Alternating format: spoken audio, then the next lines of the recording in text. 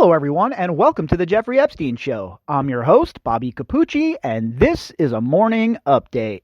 Hey, folks, sorry about the late update today. I had some things that popped up earlier this morning that needed my attention, so I had to wait until now to pop on and speak with all of you.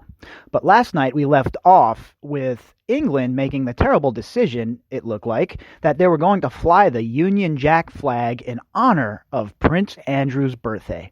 Well, it didn't take long for them to realize what a public relations disaster that would be when the furor was just resounding. Everybody who read the article pretty much was taken aback and grossed out by the idea of celebrating somebody like Prince Andrew when he is being credibly accused of such a heinous act.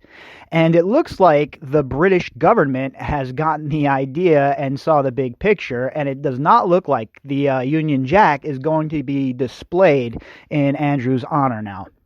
And again, folks, once again, it's all about you. It's all about the fact that you were outraged, that you were showing your outrage, because without people like you, this story would have already been hidden away from the public view. Nobody would even be none the wiser to this story. The complicit mainstream media, the legacy media, they don't have our best interests at heart. So this would have just been completely buried, and this Union Jack would have been flying high today, and Virginia Roberts would have still been stuck with the burden of all of what she has been through on her shoulders and alone, basically. But now that's not the case, because the whole world knows what Prince Andrew is.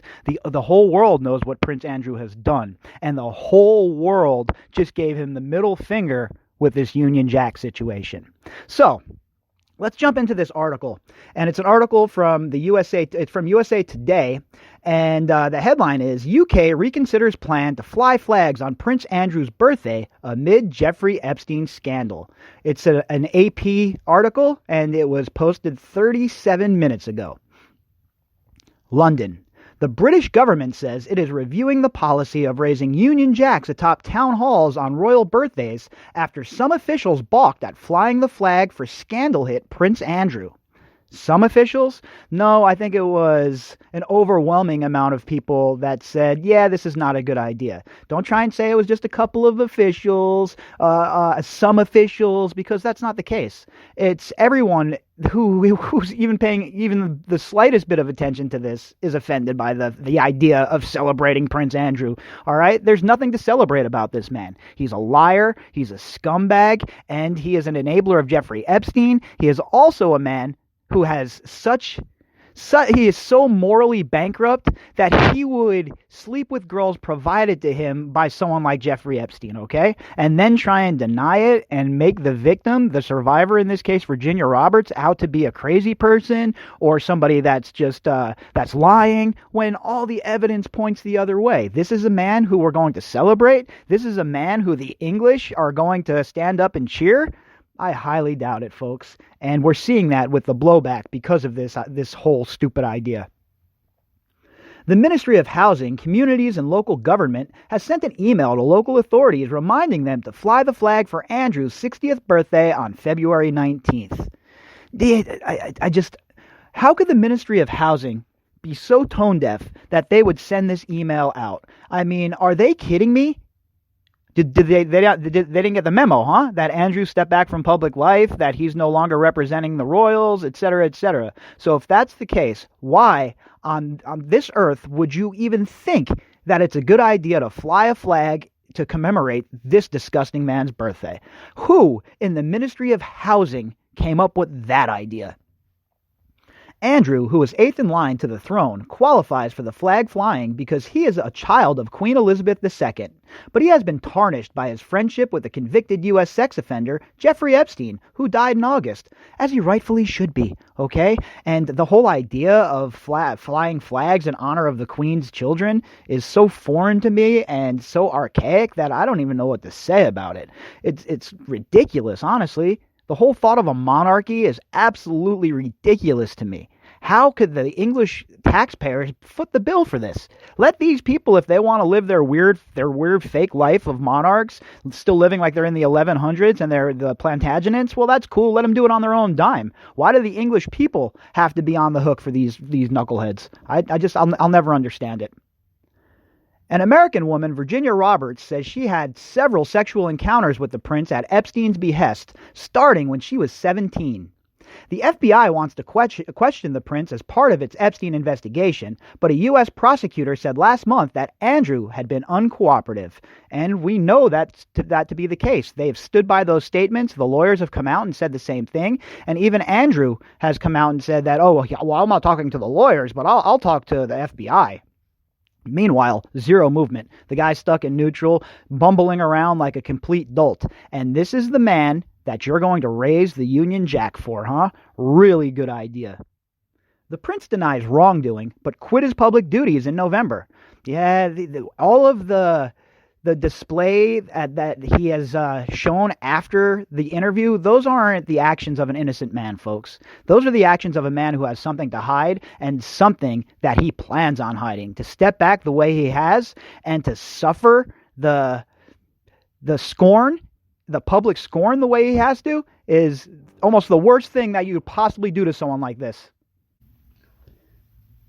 This is not a man who needs to be celebrated in any degree, okay? This is a man that should face complete and utter scorn at all times. Prime Minister Boris Johnson's spokesman, James Slack, said the government and royal household were considering how the flag policy applies in changing circumstances, such as when members of the royal family step back from their duties. Probably a good idea. Time to reevaluate, folks, because this man does not deserve the title of a royal, and he certainly does not deserve the Union Jack being flown for him. Liverpool Mayor Joe Anderson said his city would not be raising the Union Jack for Andrew.